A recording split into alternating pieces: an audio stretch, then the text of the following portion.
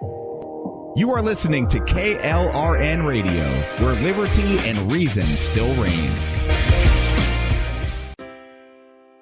Most writers and radio show hosts know that to connect with your fans, you need to do more than just write books or record the latest podcasts. There are many different elements that go into forming an online platform, but there are also many hidden traps. To make matters worse, solid advice on how to survive the muddy waters is scarce. In the book Hidden Traps, I talk about some of the important issues of working with an online platform, highlighting traps that could put your physical or internet security at risk or be harmful to your reputation.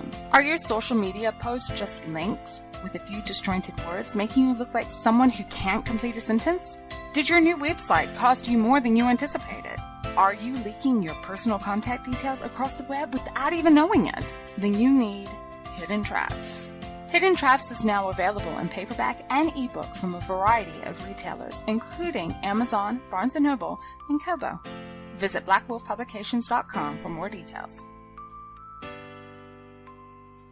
If you're 85 or younger, would you like peace of mind and comfort for your family? We're Final Expense Direct with an urgent message for you. The average funeral today costs over $8,000, but the most you'll get from government benefits is $255. How will your family pay the difference? We can help. Our senior plans start as low as just $1 a day and pay up to $30,000 for a funeral and other final expenses. Peace of mind is easy. There's no medical exam. You'll have lifetime coverage, and your plan can't be canceled as long as you pay your premiums. Call now for free information about our senior plans. Answer a few simple questions and receive approval right on the phone. Plus, call right now and we'll give you a discount prescription card for free. Call 800-553-8687. That's 800-553-8687. Again, 800-553-8687.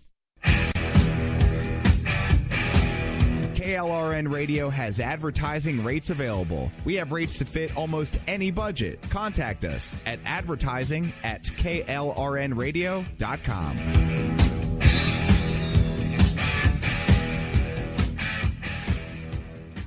Everyone loves liberty. Our rights come from God, not the government. So why are you letting other people tell you what's best for your health care? Exercise your freedom with Liberty Health Share. Liberty Health Share is a community of people who voluntarily share one another's medical costs. Liberty Health Share is founded on the idea that most people truly want to help one another. Healthcare sharing allows members to do just that as a true community that supports one another in times of need. Liberty believes people should make decisions for themselves and their families. Members are able to take back the freedom to make their own decisions about their health care. Freedom from guilt or doubt about how your money is used. You have the freedom to direct your health care, not to be dictated to by bureaucrats. Stop letting others tell you what to do and join a community of like-minded people. Exercise your freedom. Join Liberty Health Share and take back the control of your health care while helping those around you. Call Liberty at 855-58-LIBERTY. Again, that's 855-58-LIBERTY for more information, or you can check them out at libertyhealthshare.org. Again, that's libertyhealthshare.org.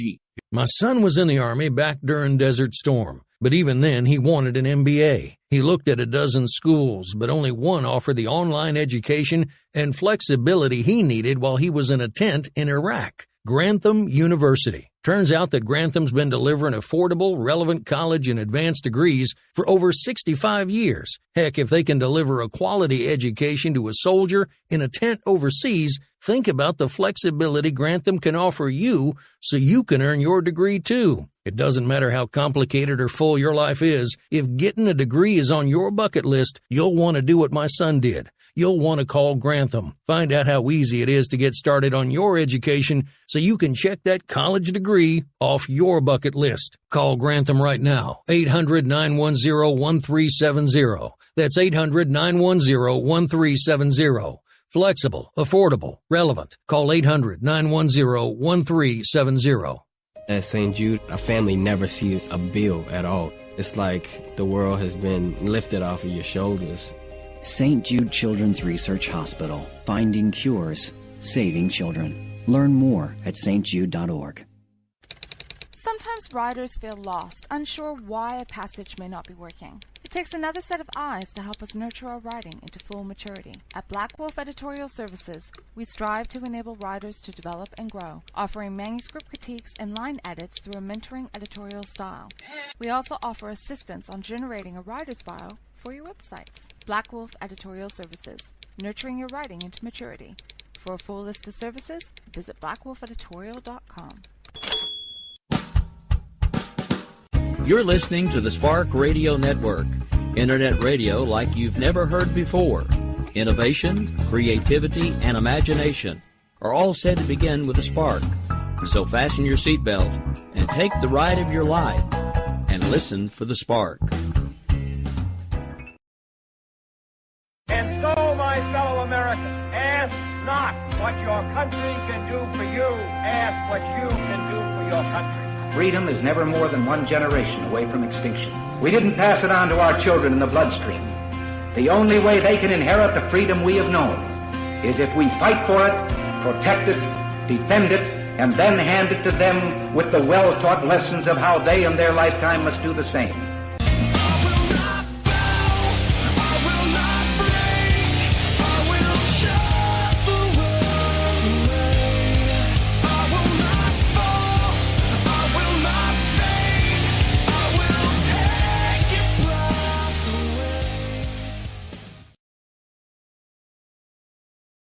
Helps if I remember to unmute myself. Good evening, ladies and gentlemen. This is Rick Robinson. For those of you who are looking at the website's feed, I screwed up. We're doing this show under Jess's POV. But anyway, this is actually Jen and Rick, so I apologize.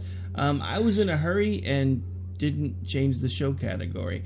I really thought I did, but apparently I did not. So anyway, there will be a bit of deletion and reinsertion here in a bit to get everything in the right place, because sadly it won't let me move it because it's going to iHeart and I didn't think to turn it off first. So we're going to have to delete and repost later in the right category. Anyway, so we've got lots of stuff to talk about tonight. We actually haven't done one of these shows since last week because Jen's in-laws came into town and family obligations and stuff, and I was over here going, but I really, really wanted to do a show tonight. No, I'm just playing. Oh my gosh, I wanted to do a show last Thursday so bad, and yeah. I have in-laws that she can't say this, but I will. She has in-laws from hell.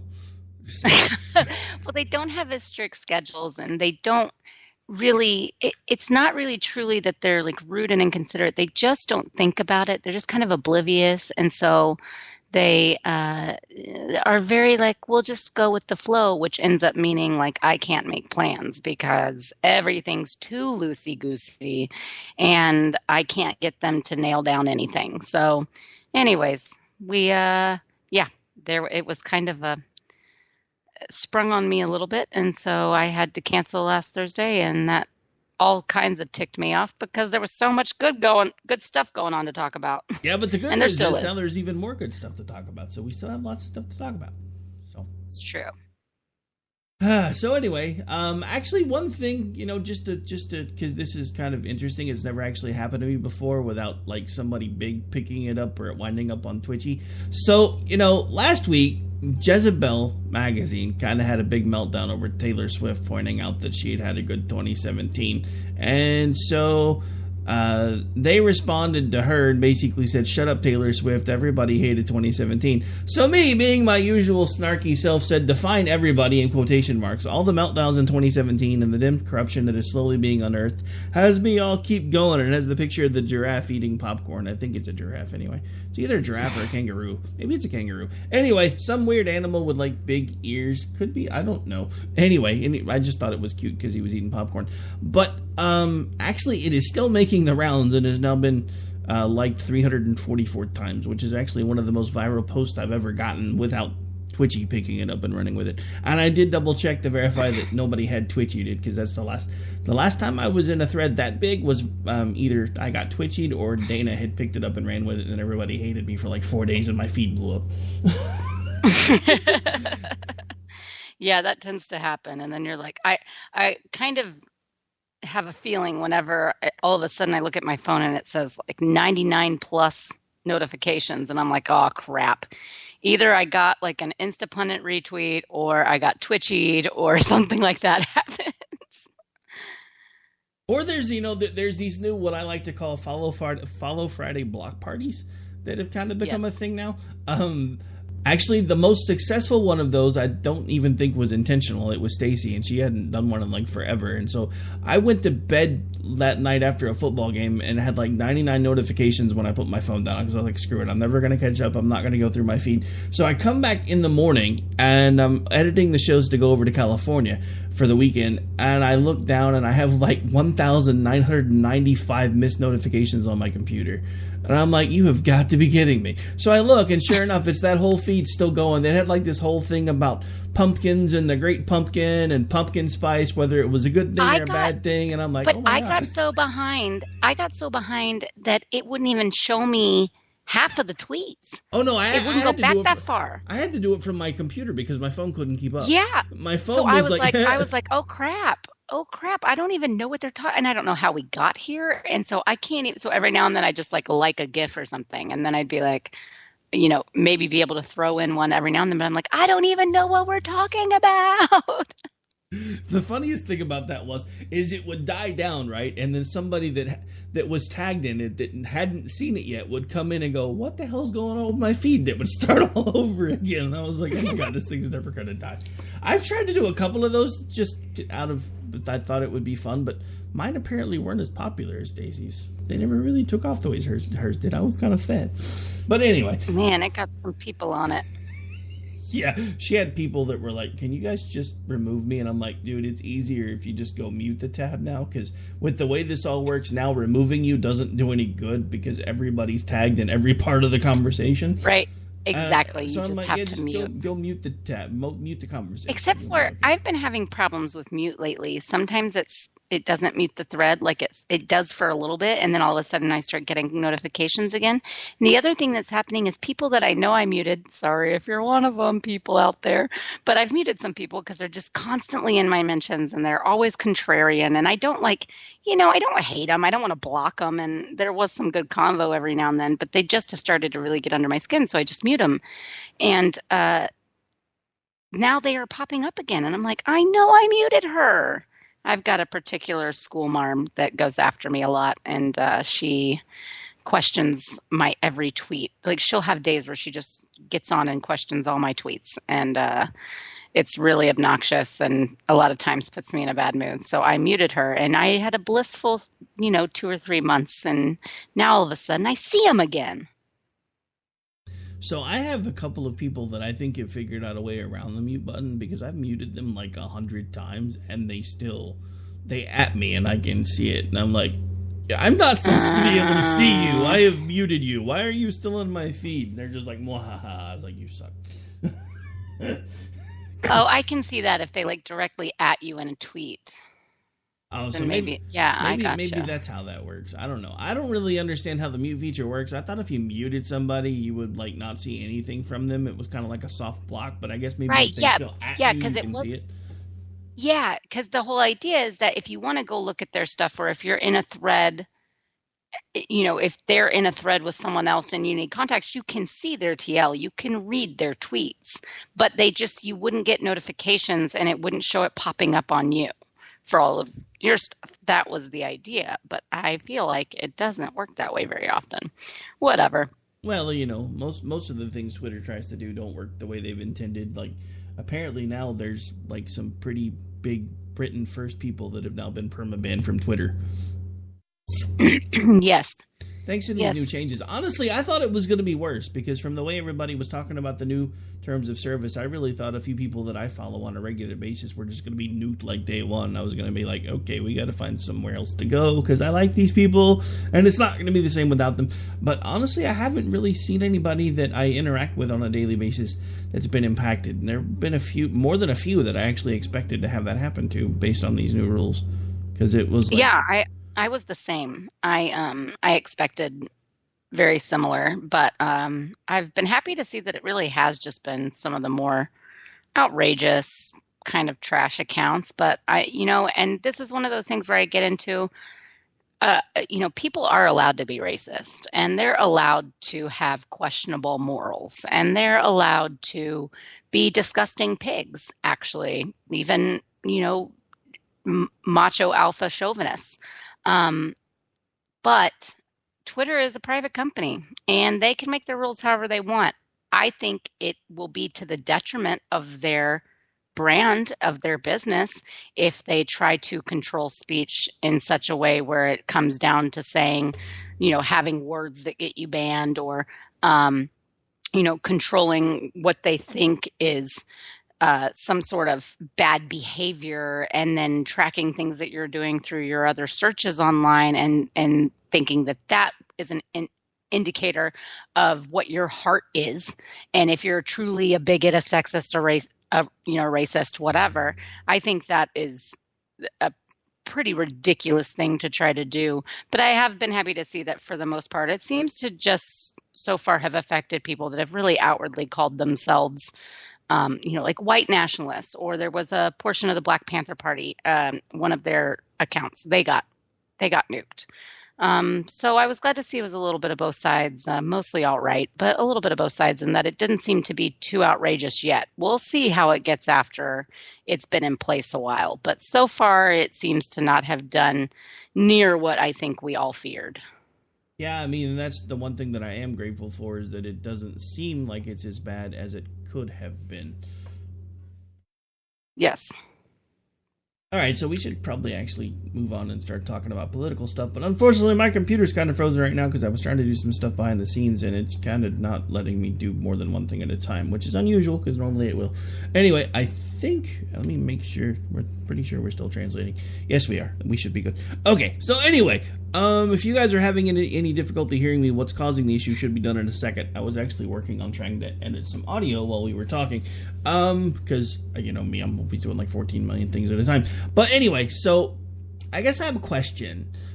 What do you do if you're Nancy Pelosi and you try to throw a protest or organize a protest about this tax plan that everybody says, according to the media, like 99.9% of the American public despise this new tax plan, but Nancy Pelosi tries to organize a tax rally as a protest and nobody shows up? So, is that kind of like if a tree falls in a forest and nobody's there to hear it? Is this the one where I saw where there was like a handful of people like laying on the floor? Yeah, it was like banners over them, but it was like 12 people. Yeah, it was like 10, 12 people. It was supposed to be this thing where they were going to show solidarity and the fact that, this tax plan is terrible and nobody wants it and everybody hates it. But yeah, so they had 12 people show up. Oh my gosh, I briefly was scrolling and saw a picture and I was like, oh, go get them, resistance. You go, girls. When is this resistance thing going to finally run its course? Something else that I noticed today, somebody else that I wish would just fade off into the sunset, Evan McMuffin. Dude just really needs to go away.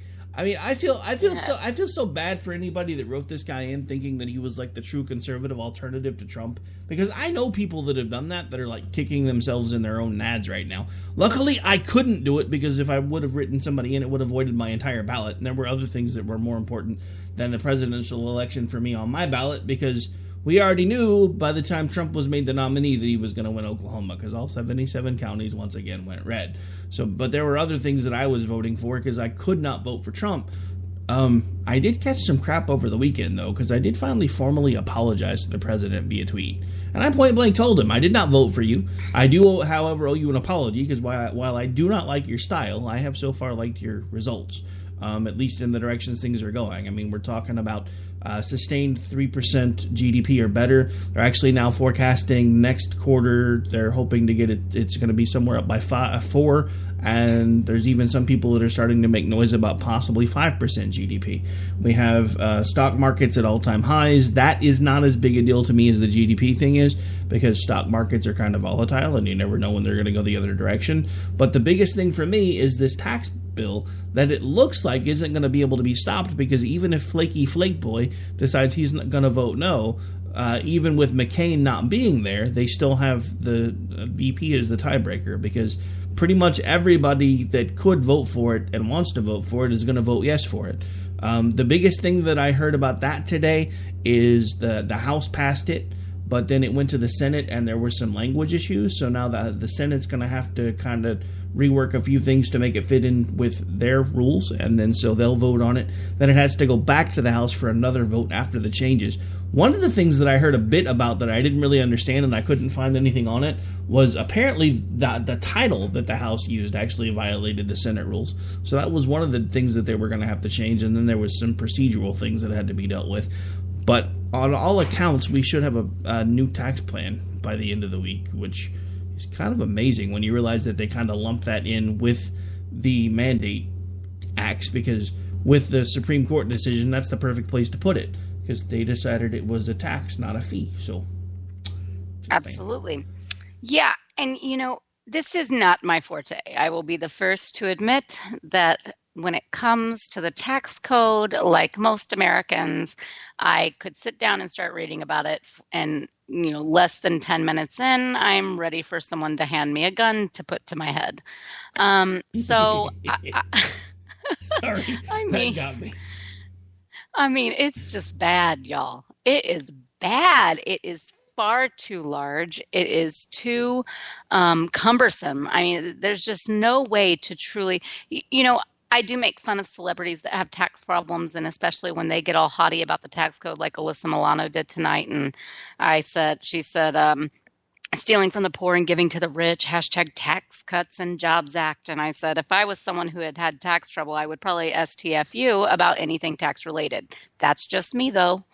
But, and it's true, I would feel embarrassed to be going on record trying to sound, is somewhat like an authoritative voice on the subject, number one, as an actress, and then number two, as someone who has miserably failed at paying my taxes.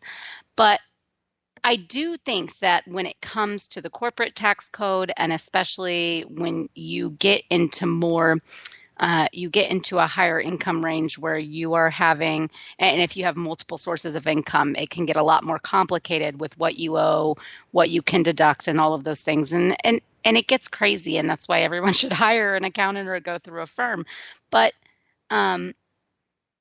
part of the reason, but people make stupid mistakes because of that. Even everyday folks that are considered lower class make mistakes on what they hope to get in their returns, because it's so ridiculous and complicated. And there's really not much excuse for it to be as big as it is. And so having any kind of reform, I feel like, is a step in the right direction. However, I have not been able to wrap my brain around especially with all the lies and all of the assumptions being made about it that are put out in these little blurbs on any kind of media, not just mainstream and not just left wing, but I mean just any kind of media. I've had a hard time finding some way to look at it and read about it in a condensed and a succinct way that is still very pointed, but not over my head, if you know what I mean. Not in such crazy jargon that it goes, oh, okay, I can't make heads or tails of this. So I haven't been able to really wrap my head around the bulk of it. But I do trust a lot of people who say, who are able to do that, who this is more of their expertise, and who say that this is at least a step forward.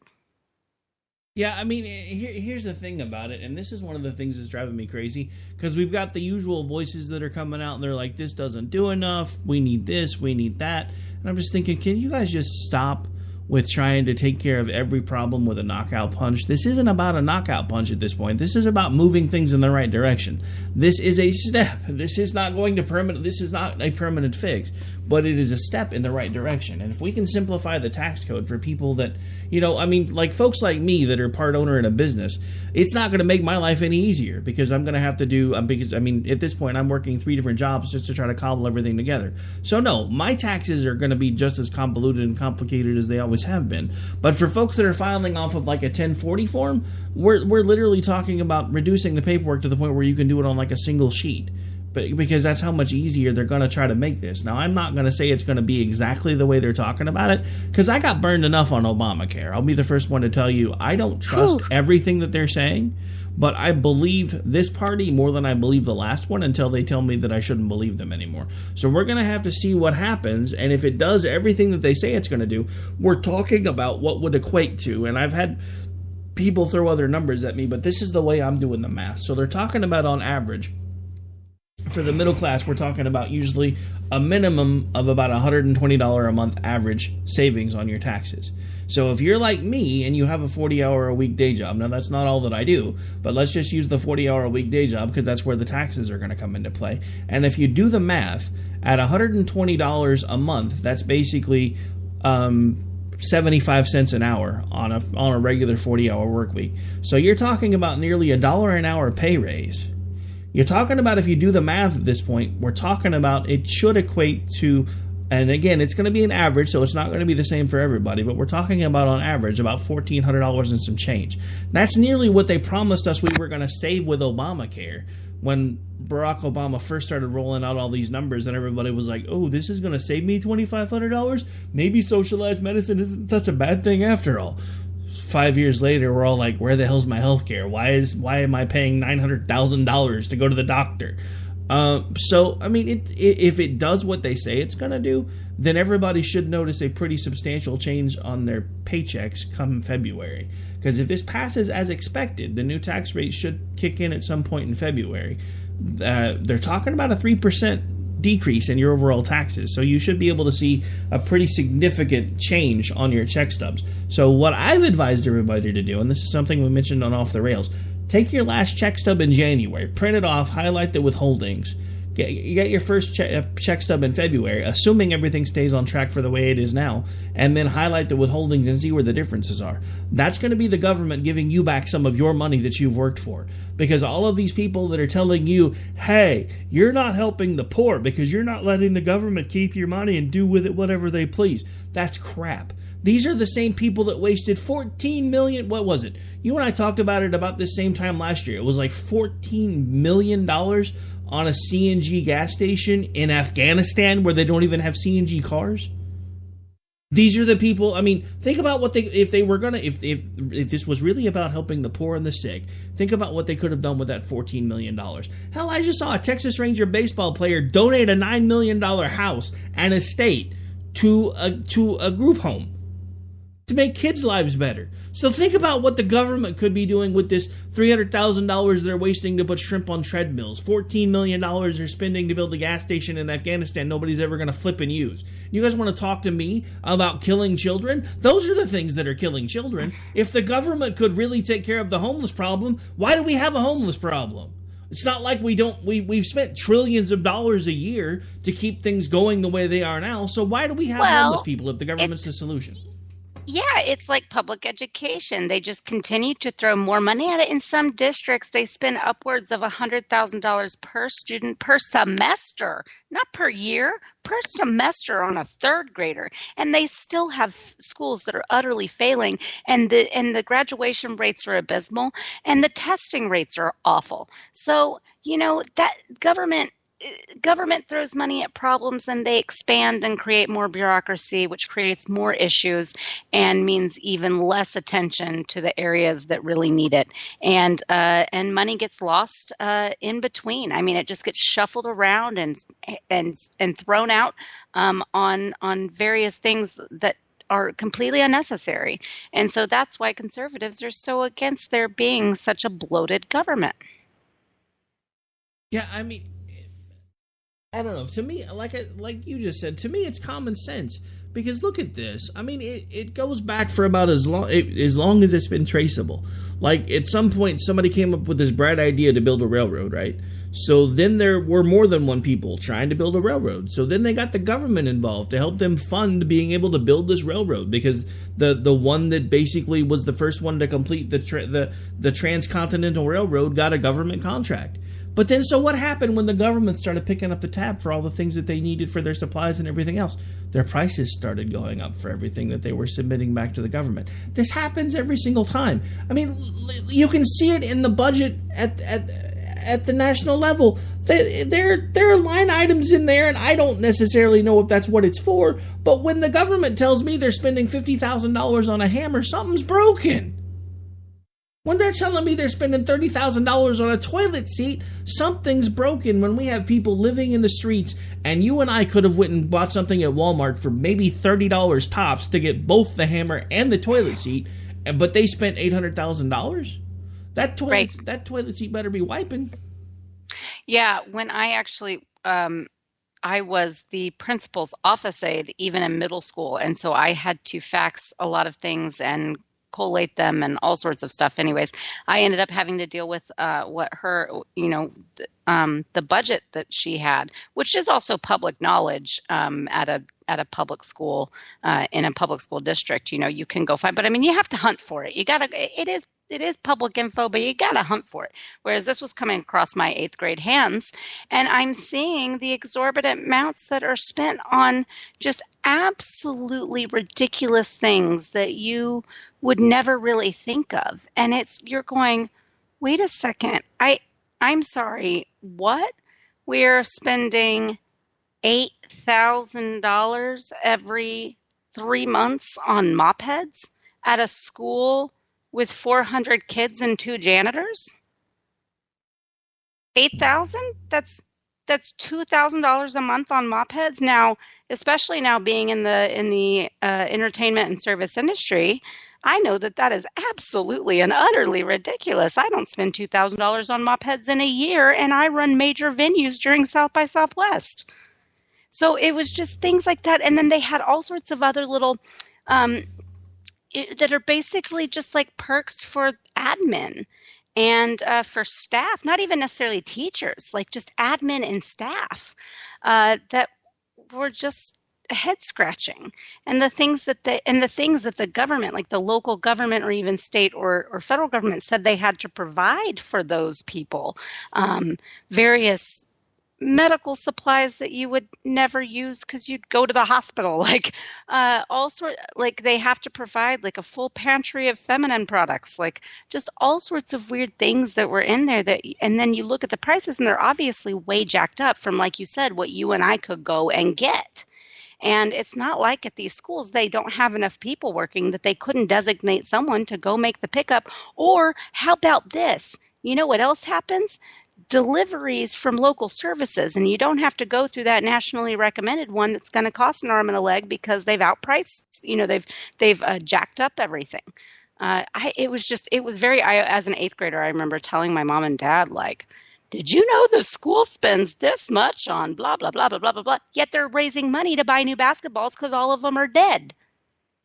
It was just absolutely absurd, and that's what happens all over government-controlled programs and departments. But I mean, you're right, though. I mean, think about it for a second. What is the reason why at this point space program is moving more to private venues as opposed to the government venues? Because the private sector can send a rocket into space for about 1/8 of the cost of the government doing it. Because as soon as the government gets involved in anything, well, whatever contractor it is says, oh, we have a cash cow. We can charge them whatever we want. We see it all the time. Go back to the same thing I just said a second ago. You can find it. Go through the budgets from like the dawn of time when they started putting that stuff online. You can see where they literally put line items in there for things that you and I would pay $5 or $10 for that are $25,000, $30,000, $40,000, $50,000. That is insanity. And that's, Dave and I used to joke on Finding Common Ground that if either one of us ever got to be president, the first thing we would do is basically be like, okay, I want to see the budget. I want to go through it line by line. And then highlight all the things that they're spending like $50,000, $60,000 a piece on that we could go get at Walmart and be like, hey, you over there by the door with the dark glasses, here's $40. Go to Walmart, buy this crap, get it off my budget. Yeah. Absolutely. And this is actually why when you run a private business, you do things like that. You make those choices. You switch distribution companies, you switch delivery services, or you decide, hey, look at this. I already have a Sam's membership. I can get the business hours where I can go in at 7 a.m. or come in an hour later than everybody else. And it's worth it for me that on my way home, I stop there and I load my car full of, $800 worth of things that would have cost me $2,000 to have delivered or to go through some other service.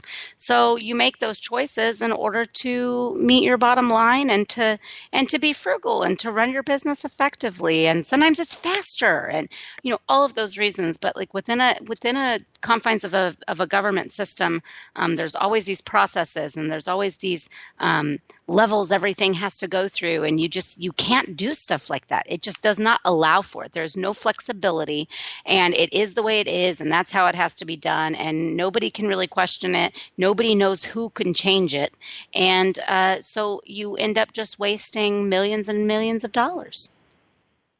Exactly.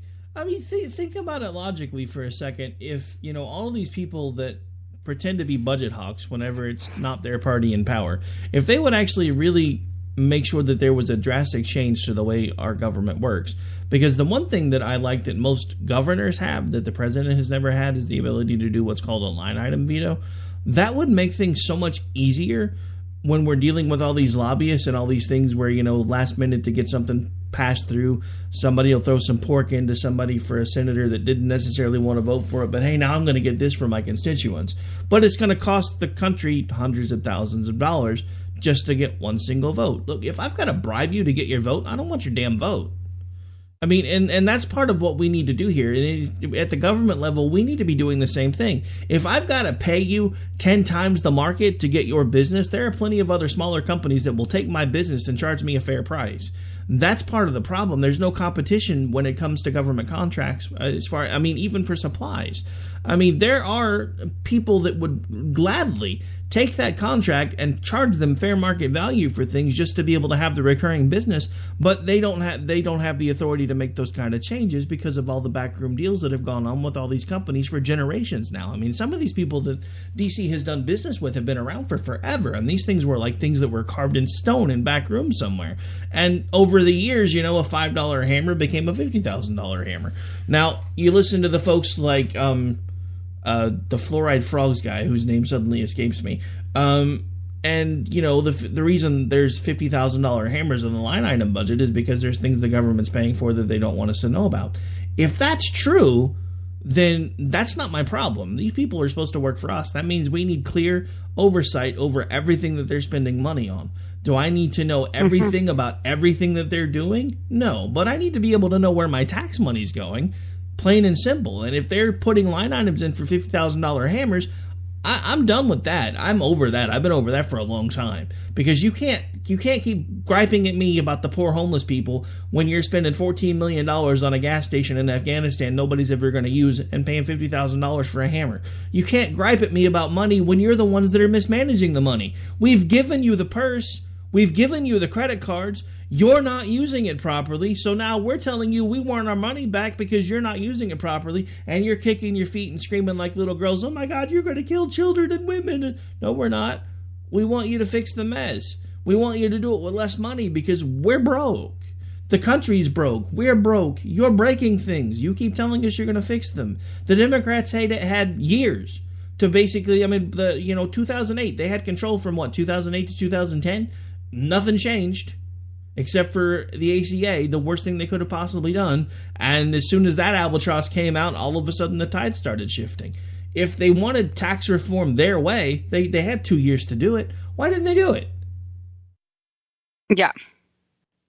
Yeah, I completely agree. Anyway, we've been ranty, so we kind of blew through the break. I should say I've been ranty because I've been doing more talking. I was ranty too. But anyway, we should probably take a break real quick. We'll be right back. Probably going to do shorter than usual break since we ran long. We'll be back in about 3 minutes. I'm just fighting with the computer, so bear with me for just a second here. Still not listening to me very You're out here acting so tough, and now I'm calling your bluff. Black hoods and no faces. We'll take it out to the streets. That's where we can meet. You bring your sticks, I'll bring gauges. Just don't know what you've been asking for.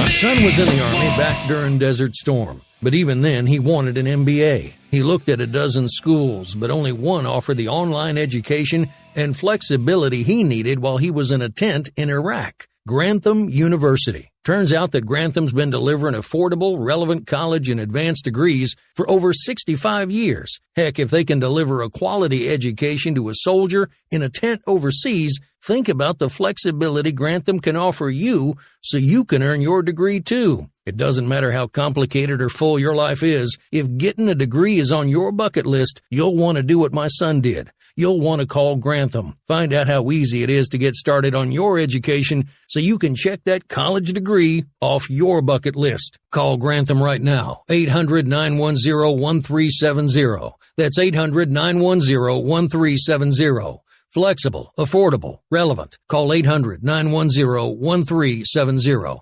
Tired of paying outrageous prices for Viagra? Well, we have great news for you. Now you can finally get Viagra at huge discounts. Healthy Man allows you to save up to $500 on Viagra. Why pay U.S. pharmacy prices of $15 per pill or more when you can get Viagra for less than $3 a pill? Call today and get 40 Viagra pills for only $99. This can cost as much as $600 at your local pharmacy. You can't afford not to call us. If you want Viagra at the lowest prices, never pay $15 a pill pharmacy prices again. Get Viagra for less than $3 a pill. Call 1-800-516-7602 today and save up to $500 and get 40 pills for just $99. Healthy Man is fast, easy, and affordable. Operators are waiting at 1-800-516-7602 to take your call right now. Call 1-800-516-7602. That's 1-800-516-7602. Again, 1-800-516-7602. Attention business owners and independent contractors. This is a money-saving message from Tax Mediation Services. If your business owes $20,000 or more in taxes, we can help you today, right now. Listen, dealing with the IRS is no picnic. It's an intimidating and extremely stressful process, and you don't want to go it alone. Our attorneys know every law, every tax break, and every possible opportunity to help you resolve and reduce your tax debt. And if you owe more than $20,000, you may be at the top of their hit list. So don't take your tax debt lightly, because it will not go away on its own. The IRS can seize your bank accounts, your home, and even shut down your business. Call our tax experts today at 1-800-783-0810 and let us deal with the IRS while you focus on your business. That's 1-800-783-0810. Again, that's 800-783-0810.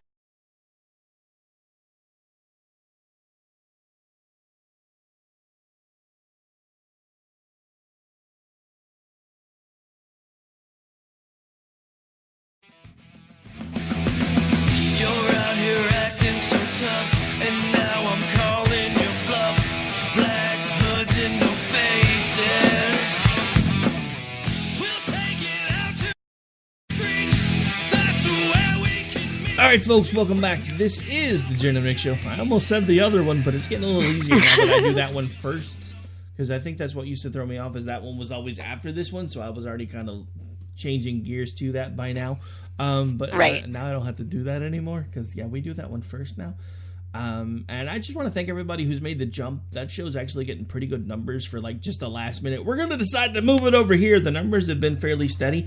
We've actually started to increase the number of people in the chat there too, so that's kind of cool. But anyway, enough about all that. So we've been talking, well, mainly about liberal craziness. You know, Jurassic era Barbie tried to throw a tax protest. Nobody showed up. And the liberals are all over the place on Twitter and everywhere else, bemoaning the tax plan, talking about dead people everywhere. Even Britt Hume tried to explain it, and some folks jumped all over him. He's like, look, no matter how you look at it, and no matter how anybody else tries to spin it, if you look at these tax breaks, they are predominantly skewed and tilted towards the middle class, because most of the people that pay taxes in this country make $80,000 a year or more. And that's the thing that, nobody talks about with these pundits that are all over D and CNN, and they're like, oh my God, 36% of the country isn't going to see a tax benefit from this at all. Well, 36% of the country doesn't pay taxes. Yeah, and they never understand that, because they go, well, yeah, they do. It comes out of my paycheck. I pay them.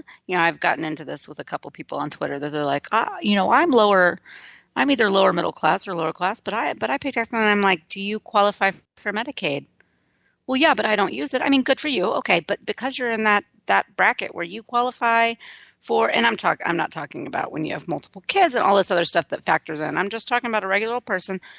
You qualify for that. Okay, do you qualify for food stamps? Okay, you have taxes taken out, but what kind of a return do you get? Oh, I get a couple $1,000s. Yeah, that's right, because it is being accumulated throughout the year, but you get most, if not all of it back.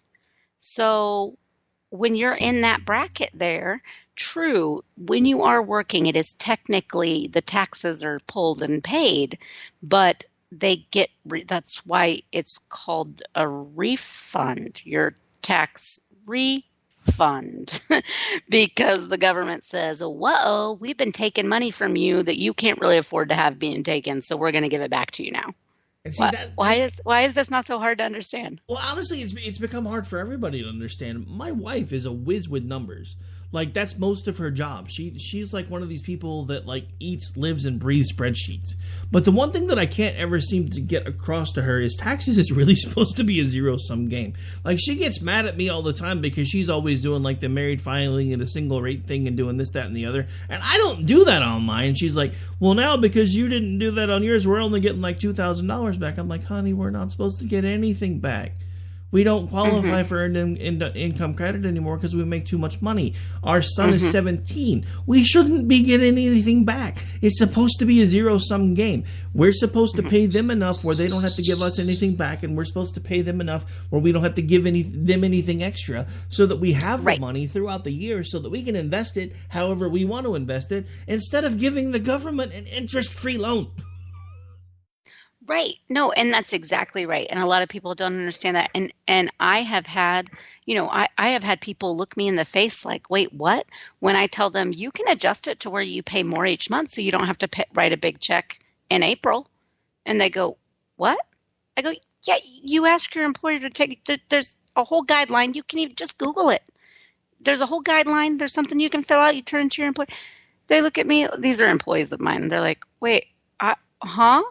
Because I had some guys that were talking, they're like, college age to mid-20s, kind of early 20s, mid-20s. And they're like, it would be a lot easier if I didn't have to pay $500 in April, because these guys do live paycheck to paycheck just because of service and cash they get. They do make more than what a lot of times will qualify for a refund because they have really good months in the year. Like, I've told y'all about my big months. My December months is a lot of holiday parties. We make a lot of money. Then we have, spring festivals. We make a lot of money. And then we'll have really dead months. But the way it evens out, we make a lot in certain points of the year that, and they have to be good with their money to be able to spread that out to rent other months, because otherwise they'll get screwed. But in the government's eyes, they've made too much to be able to get much back, if anything at all, or to owe them, extra amounts. And when I've said, you can ask our employer, to our owner, you can ask her to have more taken out each month from the Social Security and the federal income tax. And they go, from the federal income tax. And then they said, what about the Social Security and this? And I said, no, that stays the same. It's just about income tax. They're like, oh, because that would, if they took $50 or $60 more each pay period, then I wouldn't owe anything, or I would only owe a little bit. But so many people, and some of these are, like I'm saying, like they're college grads from like major universities, and they don't know this. And that's kind of goes back to everything being so complicated. I feel like if you make enough money for this to be the case, the government should automatically, without you having to go through the rigmarole, it should automatically take what will leave you with, like you said, zero at the end. They should automatically do that. You would think, but again, let's not forget the government became a business a long time ago, so they're not in the business of making anybody's lives easier. That's why I'm honestly still skeptical about this tax reform thing. I hope it does everything they say that it's going to do, but I've learned to not trust the government over the years, because again, I go back to something that I've said for going on 5 years that I've been doing radio and 10 years that I've been doing writing and Facebook pages. The government isn't in the business of fixing problems, because if they were, there wouldn't be any problems for the government to fix. Yeah, that is absolutely right. then they would be useless and they would create more problems, which I kind of think they already do. I think they constantly create problems so they can say, see, you need us, except for when it's something like that river, they screwed up the EPA and they went, no, we're not fixing it too bad. So yeah, speaking of the EPA, I got into it with a guy last week about the EPA thing because the director of the EPA is from my neck of the woods, so I've always kind of been a fan of his. I'm not gonna lie, he's not the most popular person in Washington, but that's because he was going toe to toe with the EPA all the time when he was the AG for Oklahoma. But I got into it with somebody that was like, because they were talking about all the rollbacks from Trump and all the things that he's doing about opening up certain places for drilling and doing this and this and cutting back EPA regulations. And he's like, so what you're saying is that protecting the environment isn't important to you. I said, no, that's not what I'm saying. What I'm saying is that I'm tired of government overreach and giant behemoths like the EPA doing things that they're not even allowed to do based on their own mandate. So he's like, I need you to show me proof. I'm like, you don't Google, bro? He's like, well, you're the one bringing it up. I'm like, okay, cool, give me a minute. So I go and I grab like 4 or 5 different articles that show all the things that the EPA has done that's been like completely crazy under the Obama administration. I got crickets back, so I win. No, that does feel like a win. Oh, the EPA is just a whole nother bag of. I mean, when it started, it was another one of those government things that started with the best of intentions. And I'm not saying they haven't done good things, because I remember seeing pictures of New York City in the 70s, and you couldn't see anything of the skyline because of the smog and the pollution and everything else. So I get that the EPA serves a purpose. I understand why they are here. But when you are being so completely stringent on us that you are strangling our business opportunities all over the place, but we have to keep our air completely clear, which doesn't do any good because, the Earth's ecosystem is a closed system. So China and Russia that are still polluting like crazy, we eventually get their pollution too. So we've basically become the Earth's atmospheric vacuum cleaner thanks to the EPA. Yeah, I mean, I know that I have a few friends that work for companies that have, quite a prominence in places that have fewer regulations and have continued to be very alarming polluters. I've always said, I'm for conservation, and I absolutely am for reducing pollution. It's unnecessary. If we have the technology to be able to do things in a cleaner way, we absolutely should, for the good of this earth, for the good of our health, the good of our children, all of it. That doesn't mean that I want the government regulating every aspect of it, but I want the private industries to renovate, and they have. It's what they have done. As soon as they could figure out how to not put big black smoke in the air, most of the major companies did. Now, some of the smaller ones may have had a hard time switching over because it costs a lot of money to do so. And I get that. I still think we would have gotten there without government demands and without government, regulations and restrictions. But there are countries where that's not a worry. And even though they claim on the world stage that it is, and they put up things like China puts up things about how like they're going to have all cars are going to be mandatory electric by 2020 something. I can't even remember what it is. They seriously have villages that don't have electricity. And I don't believe them on that. Are they any more committed to that than they are to allowing a free media? So whatever. And it is hard to look at situations like that, countries that people consider, especially in Western Europe, and then in Eastern Europe, that consider China a superpower, and they don't look at it. So they don't look down their nose at it as much as the U.S. does, because they actually are more accepting of communism over there. And they, I don't see them freaking out and writing them on it. But oh my gosh, the U.S., like if we don't have the tip top thing that we possibly could, if the government is not just breathing down necks and caning backs over it, then, we get all the blame in the world. And like you said, we're basically like the atmosphere's vacuum. We're the ones cleaning it all up. Yeah, because, I mean, we're the ones that are doing everything to the point where I mean, we've stifled our own economy based on the fact that we're trying to be the ones to clean the world's atmosphere. We've also stifled our own economy because, I've said this before, but somewhere back in like the late 60s, early 70s, somebody got the bright idea that we were going to be the world's bank.